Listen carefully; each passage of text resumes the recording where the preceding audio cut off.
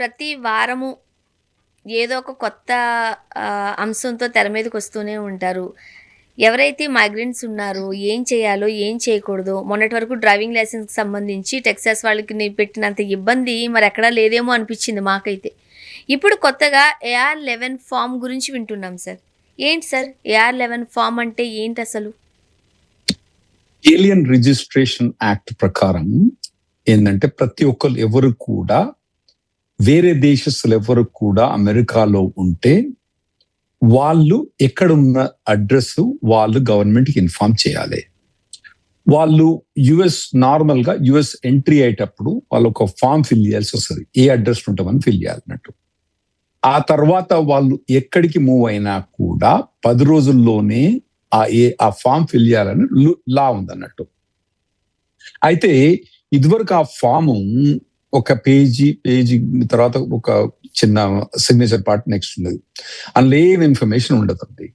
అందులో ఏముంటుంది, స్వర్ణ గారు డేట్ ఆఫ్ బర్త్, తర్వాత లాస్ట్ అడ్రస్ ఏంది, కొత్త అడ్రస్ ఏంది, ఆ తర్వాత ఏమన్నా అప్లికేషన్స్ పెండింగ్ ఉన్నాయి ఇమిగ్రేషన్ లో, ఎందుకంటే వాళ్ళ అడ్రస్ వాళ్ళకు కూడా ఇమిగ్రేషన్ కి ఇన్ఫార్మ్ చేస్తానని చెప్తానట్టు. అంతే. ఇప్పుడు కొత్తగా అమెరికన్ ప్రభుత్వం ఏం చేసిందంటే AR-11 ఫామ్ ని ఎక్స్పాండ్ చేస్తుందండి. ఎక్స్పాండ్ చేసి దాన్ని 10 పేజీల ఫామ్ చేసింది. అందులో పాత అడ్రస్, కొత్త address, me date of birth ఇవి కాకుండా మీరు ఏం పని చేస్తున్నారు, ఏదైనా కాలేజీ పోతున్నారా, ఒక జాబ్ చేస్తున్నారా, 2 జాబులు చేస్తున్నారా, తర్వాత మీరు గవర్నమెంట్ బెనిఫిట్స్ లో ఏమైనా తీసుకుంటున్నారా, మీరు సోషల్ సెక్యూరిటీ బెనిఫిట్స్ కానివ్వండి, ఈ బెనిఫిట్ ఒకవేళ తీసుకుంటే ఎప్పటి నుంచి తీసుకుంటారు, ఎందుకు తీసుకుంటారు, ఆ ఇన్ఫర్మేషన్ అన్ని చెప్పి ఒక 10 పేజీల ఫామ్ తయారు చేసి ఈ మధ్యలోనే వాళ్ళు దాన్ని పబ్లిష్ చేసిండ్రండి. ఇంకా దాన్ని ఇంప్లిమెంట్ చేయలే. ప్రపోజల్ పెట్టినారు, దాన్ని ఇంప్లిమెంట్ చేయలే. అది దానికోసమని ఇప్పుడు AR-11 అన్నది చాలా ఇంపార్టెంట్ అయిపోయింది. సార్ ఇది యాక్చువల్గా ఇప్పుడు ఎవరైతే విదేశీయులు ఉంటారో వాళ్ళకి సంబంధించి కొన్ని చట్టాలు ఉంటాయి. 1940లో ఏదైతే ఒక చట్టం ఉందో అప్పుడుదే. బట్ మనం కాలక్రమేణా చూసినప్పుడు 1952లో వచ్చిన ఇమిగ్రెంట్స్కి అదే ఇమిగ్రేషన్కి సంబంధించి కావచ్చు, లేదంటే నేషనాలిటీ యాక్ట్లో కూడా ఇలాంటి నిబంధనలే ఉన్నాయి యాక్చువల్గా. బట్ ఇన్ని ఇయర్స్గా లేనిది ఇప్పుడు ఎందుకు ఇంత స్ట్రిక్ట్గా అమలు చేస్తున్నారు? ఒకటేంది ట్రంప్ ప్రభుత్వం అండి. ఎందుకంటే ఇది మీరు అన్నట్టు కరెక్ట్ అండి. 1952లో ఇది మోడిఫై అయింది లా. 1940లో పాస్ అయింది, 1950లో మోడిఫై అయింది. నేను ప్రాక్టీస్ చేయబట్టి 1995 నుంచి మీరు చెప్పి 1952లో లా పాస్ అయింది. నేను ప్రాక్టీస్ చేసింది ఇప్పుడు 1995 నుంచి లా ప్రాక్టీస్ చేస్తున్నా. అంటే ఇప్పుడు దాదాపు 31 సంవత్సరాలు అవుతుంది నేను ప్రాక్టీస్ చేయబట్టి. దీన్ని ఎప్పుడు ఎవరు కూడా ఇంప్లిమెంట్ చేయలేదండి. దీని గురించి ఎవరిని డిపోర్ట్ చేయలేదు, ఏ వీసా డినై కాలేదు, ఎటువంటి RFEలు కానీ ఎటువంటి క్వశ్చన్స్ కానీ ఇంత మటుకు ఎవరిని అడగలేదండి. ఇంకోటి 99% పీపుల్ అండి, మనకు ఇండియన్స్ ఉన్నారు కదా, ఎవరైతే గ్రీన్ కార్డ్ హోల్డర్స్ ఉన్నారో, F1, O1, P1, Q1, L1, P అన్ని ఉన్నాయి కదా, వీళ్ళందరూ ఎవ్వరు కూడా దీన్ని AR-11 అన్నది, ఏలియన్ రిజిస్ట్రేషన్ అన్నది ఫాలో కాలేదు ఇప్పటిదాకా. ఇప్పుడు కొత్తగా ప్రభుత్వం ఈ కొత్త ప్రభుత్వం అని చెప్పనక్కర్లేదు, పాత ప్రభుత్వం అనవచ్చు, ఈ ప్రభుత్వం ఏదైతే ఇంప్లిమెంట్ చేస్తుందో 10 పేజీలు చేస్తుంది. కాబట్టి నేను మీ ఈ హార్ట్ టీవీ ద్వారా మనం వాళ్ళకి చెప్పే ఇన్ఫర్మేషన్ ఏంటంటే ఇది 10 పేజీల ఫామ్ అవుతుంది. ఇటు ట్రంప్ ప్రభుత్వం దీన్ని ఇంప్లిమెంట్ చేసే ఛాన్స్ ఉంటది. మీరు చేయాల్సింది ఏమీ లేదు. AR-11 form online, AR-11 USCIS అని ఆన్లైన్ పోయి ఆ ఫామ్ ఫిల్ చేయండి, ఇప్పటికిప్పుడు ఫిల్ చేయండి. ఇది నేను చెప్పేది ఏంటంటే 99% ఆఫ్ ద పీపుల్ కి ఇది మనం ఫిల్ చేయాల్సిన అప్లికబుల్ ఉంది. ఓన్లీ 1% ఆఫ్ ద పీపులే. మీకు డౌట్ లేకపోయినా ఏమున్నా కూడా మీరు AR-11 ఫామ్ అనేది ఫిల్ చేయండి. ఫిల్ చేస్తే ఏమైందంటే ఇంకా నెక్స్ట్ లా వచ్చి వాళ్ళు ఇంప్లిమెంట్ స్ట్రిక్ట్ చేసేటప్పటికి మీరు ఆ 10 పేజీల ఫామ్ ఫిల్ చేసిన దానికన్నా ఇప్పుడు ఇది చేసింది బెటర్. ఇంకోటి ఏంటంటే ఎవరెవరైతే ఫిల్ చేయలేదో వాళ్ళందరినీ తీసి బయటేస్తా అంటే ఏం చేస్తారు అప్పుడు మీరు మా దగ్గర రావచ్చు, మాకు డబ్బులు ఇస్తే మీకు కొట్లాడతాం. కానీ అవసరం ఉందా మీకు? లేదు. కాబట్టి మీరు ఇప్పటికిప్పుడు AR-11 అనేది ఫిల్ చేయండి. మీరు ఆన్లైన్ లో చాలా ఈజీ, ఏ లాయర్ అక్కర్లేదు, ఎవడక్కర్లేదు, మీరు సొంతంగా చేసుకోవచ్చు. సార్ అసలు ఇది 1940లో అప్పుడిది కదా! అంటే ఇప్పుడు 70, 80 అవును. ఏళ్ళు అవుతుంది. ఈ ఉమ్, యాక్ట్‌కి సంబంధించి మనం చూసినప్పుడు. ఇప్పటి వరకు నార్మల్‌గా ఉందిది. ఈ చట్ట ప్రకారం అవును. ఏదైతే ఫిల్ చేయాలో ఫార్మ్స్ అనేవి చాలా నార్మల్‌గా ఉంది. పండుకొని ఉంది. ఆ! బట్ ఇప్పుడు నిద్ర లేపడమే కాదు, చాలా స్ట్రిక్ట్‌గా చాలా హడావిడిగా కూడా దీన్ని ఇంప్లిమెంట్ చేయడానికి రెడీ అయిపోతున్నారు. ఎందువల్లంటారు? All of a sudden? All of a sudden అంటే ట్రంప్ ప్రభుత్వం అన్ని ఎతుకుతాంది. అన్ని లాస్ ఎక్కడి నుంచి పోయి ఎతుకుతాంది. ఏమి ఎక్కడ పోయి ఎట్లా ఇబ్బంది పెట్టాలి, ఎవరిని ఇబ్బంది పెట్టాలని ఎతుకుతాంది. ఎతికి దేవులాడి తీసుకొచ్చి దాన్ని ఇబ్బంది పెట్టడానికి ప్రయత్నం చేసే యత్నం ఇది. హ్మ్. ఇంకోటి ఏంటంటే ఓవరాల్ గా అండి ప్రపంచంలో యాంటీ ఇమిగ్రేషన్ ఫీలింగ్ అన్నది చాలా పెరిగిపోయిందండి.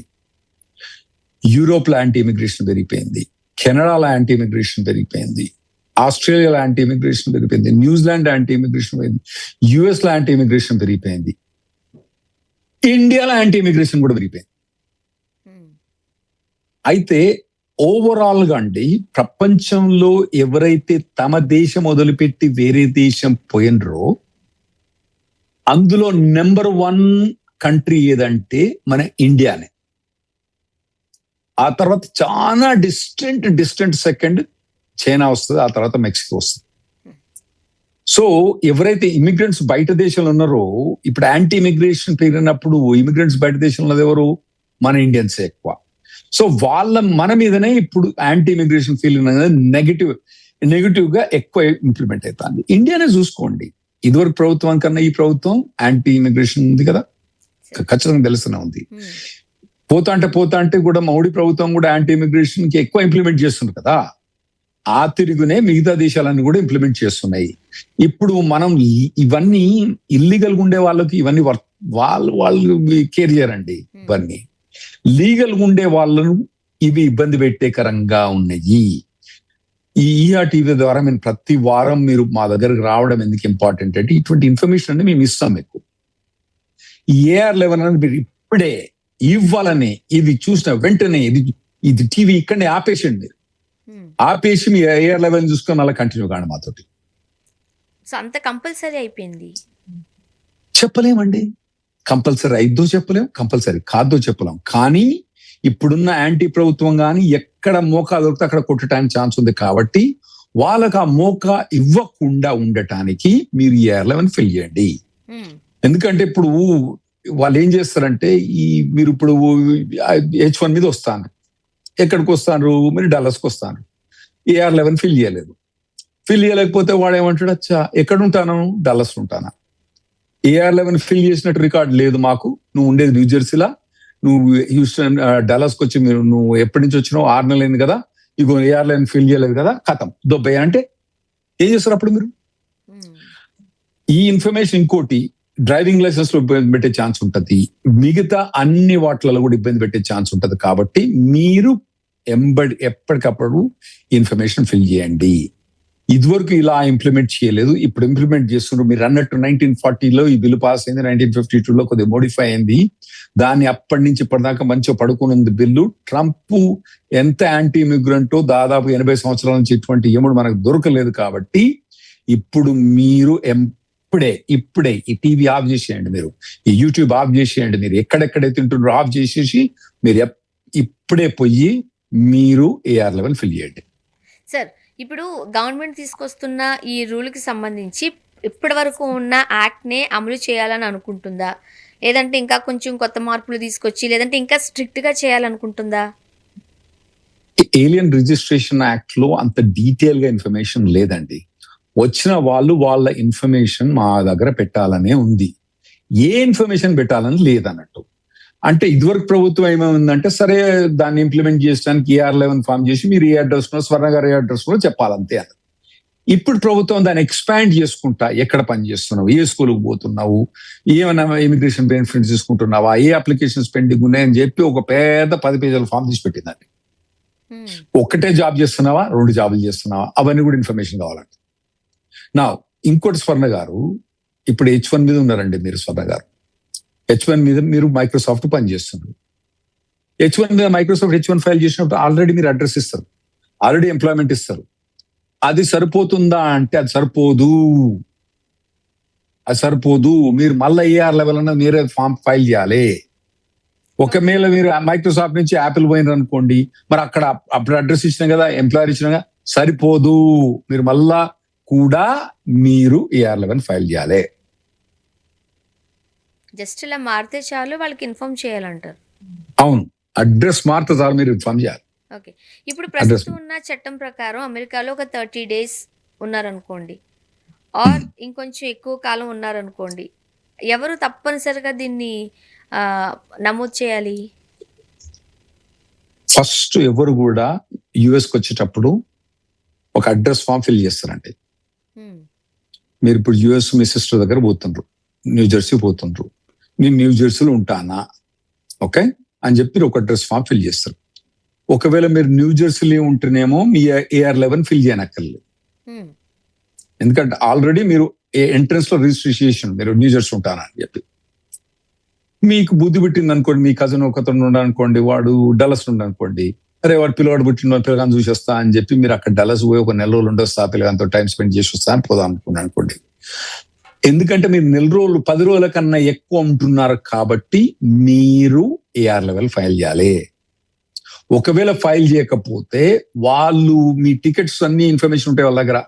మీరు న్యూ జెర్సీ నుంచి డల్లస్ పోయినరు, మళ్ళీ డల్లస్ నుంచి న్యూ జెర్సీ నెల రోజుల తర్వాత పోయినరు, కాబట్టి మీరు ఏఆర్ లెవెల్ ఫామ్ చేసిన నెక్స్ట్ టైం వచ్చేటప్పుడు ఇబ్బంది పెట్టే ఛాన్స్ ఉంటుంది. ఇదే కూడా H1B వాళ్ళు కూడా వాళ్ళు ఫస్ట్ పోగానే ఎక్కడ ఉంటారండి, ఏ హోటల్లో ఉంటారో, ఏ కజిన్ దగ్గరనే ఉంటారో, ఏమని దగ్గరనే ఉంటారు. ఇమీడియట్ గా వాళ్ళకి పోయి అపార్ట్మెంట్ 2 bedroom అపార్ట్మెంట్ తీసుకొని ఉండరు వాళ్ళు, మనకు తెలుసు కదా. వాళ్ళు ఏ హోటల్ అడ్రస్ ఇస్తారో ఏదో ఇస్తారు, ఆ హోటల్ నుంచి అపార్ట్మెంట్ మూవ్ కానివ్వండి, చుట్టాలింటికి మూవ్ కానివ్వండి, లేదా ఎక్కడ మూవ్ అయినా కూడా మీరు within 10 days AR level fill చేయండి. ఇప్పుడున్న ఏఆర్ లెవెల్ చాలా ఈజీ, ఆ తర్వాత కొద్దిగా కాంప్లెక్స్ ఉంది, టైం పడుతుంది, పెద్ద లాయర్ అవసరం లేదు దానికి కూడా. కానీ నేను చెప్పేది ఏంటంటే ఇప్పటికిప్పుడు మీరైతే ఫిల్ చేయండి. ఇంకా కొత్తగా ఎట్లా ఇంప్లిమెంట్ అవుతుంది అన్నది మేము ఎవ్రీ వీక్ ఈఆర్టీవీలో వచ్చి చెప్తాం కాబట్టి అప్పుడు మీరు వినొచ్చు. కానీ ప్రస్తుతం మాత్రం ఉన్న వాళ్ళందరూ కూడా ఏఆర్ డౌట్ ఉంటే ఫిల్ చేసి పడేసి. ఓకే. ఇప్పుడు ఏదైతే ఈ రూల్ ఉందో అండ్ స్ట్రిక్ట్గా దీన్ని అమలు చేయాలని అనుకుంటున్నారో, ఇది H1B జాబ్ హోల్డర్స్ కావచ్చు, లేదంటే F1 స్టూడెంట్స్ కావచ్చు, H4 ఎవరైతే డిపెండెంట్ ఫ్యామిలీస్ ఉంటాయో వీళ్ళందరికీ, లేదంటే కొంతమంది విజిటర్స్ ఉంటారు, మనం చూస్తున్నాను గ్రీన్ కార్డ్ హోల్డర్స్ ఉంటారు, వీళ్ళందరికీ కూడా అప్లికబుల్ అండి? అవునండి, గ్రీన్ కార్డ్ హోల్డర్స్ కూడా అప్లికబుల్. అయితే green card holders applicable B1, B2, C1, C2, C3, D1, D2, F1, F2, D1, D2, D1, D2, G visa, H1, H2, H3, H4, I visa, me journalist I visa, J visa, K visa, అన్ని వీసాలు అండి, L1, L2, L1A, L1B, L2 అన్ని, M visa, ఇది ఒక student visa, అన్ని వీసాలకి ఇది applicable అండి. ఎవరిని తీసేసారు? ఎవరిని తీయలేదుగా. ఒక ఏ వీసాల కొందరికి మాత్రం ఎగ్జామ్షన్ ఉన్నదండి ఇందులో. అందుకోసం ఏ నుంచి మొదలు పెట్టలేదు, బి నుంచి మొదలు పెట్టిన కొందరికి ఎగ్జామ్షన్. చిన్న డౌట్ ఉన్నా సరే మీరు చెప్తున్నారు, ఆ డౌట్ ఫిల్ చేసేయండి, ఫిల్ చేసి పెట్టేసుకుంటే అయిపోద్ది. ఇంకొకటి అది చాలా ఈజీ అని కూడా చెప్తున్నారు మీరు, లాయర్ చాలా ఈజీ. అవునండి. ఇప్పుడు ఈ కంప్లీట్ మన ఈ కన్వర్జేషన్ కంప్లీట్ అయ్యేటప్పుడు ఇది ఎప్పుడో ఫిల్ చేసి ఉండాల్సింది మనలో, అంతే. ఓకే. సో కాబట్టి దీని గురించి అంత టెన్షన్ పడాల్సిన అవసరం అయితే లేదు కదండి? లేదు, కానీ ఇదివరకు వయలేషన్స్ ఉన్నా కూడా మీరు ఇప్పుడు ప్రస్తుతం అయితే ఫిల్ చేయండి. ఒకవేళ ఫిల్ చేయకపోతే మాత్రం మీకు ఇబ్బంది ఉండే ఛాన్స్ ఉంటుంది. సో ఖచ్చితంగా మన ఈఆర్టీవీ వచ్చి రెగ్యులర్ గా వ్యవహరించాలి. ఎందుకంటే ఇంప్లిమెంట్ కాలేదులే, మళ్ళీ ఇంప్లిమెంట్ అవుతుందంటే చాలా ఇంప్లిమెంట్ చేస్తుంది కదా ట్రంప్ ప్రభుత్వం. F1 OPT లో రెస్ట్రిక్షన్స్ వచ్చినాయి, స్టెమ్ ఎక్స్టెన్షన్ లో రెస్ట్రిక్షన్స్ వచ్చినాయి, H1 మీద రెస్ట్రిక్షన్స్ వచ్చినాయి, I-140 మీద రెస్ట్రిక్షన్స్ వచ్చినాయి, EAD మీద రెస్ట్రిక్షన్స్ వచ్చినాయి, 540 day rule EAD extension restriction వచ్చినాయి, అన్ని రెస్ట్రిక్షన్స్ వచ్చినాయి. దీని మీద కూడా ఖచ్చితంగా రెస్ట్రిక్షన్ వస్తుంది. తర్వాత H1B ఇదివరకు H1B H4 వచ్చి డ్రాప్ బాక్స్ ఉండే, అది తీసి పడేసిండ్రు. తర్వాత అపాయింట్మెంట్స్ పోస్ట్ పోన్ అయిపోయినాయి, తర్వాత $100,000 ఫీ ఇంప్లిమెంట్ అయిపోయినాయి. ఇవన్నీ ట్రెండ్ చూస్తుంటే ఇది కూడా స్ట్రిక్ట్ గా ఇంప్లిమెంట్ చేసే ఛాన్స్ ఉంటుందని నేను అనుకుంటున్నా. అండ్ మరి సో సార్ ఆ, చెప్పండి. సో వాళ్ళకి ఛాన్స్ ఇవ్వకుండా మీరు ఎంబడే ఇవ్వాలని ఫీల్ చేయండి.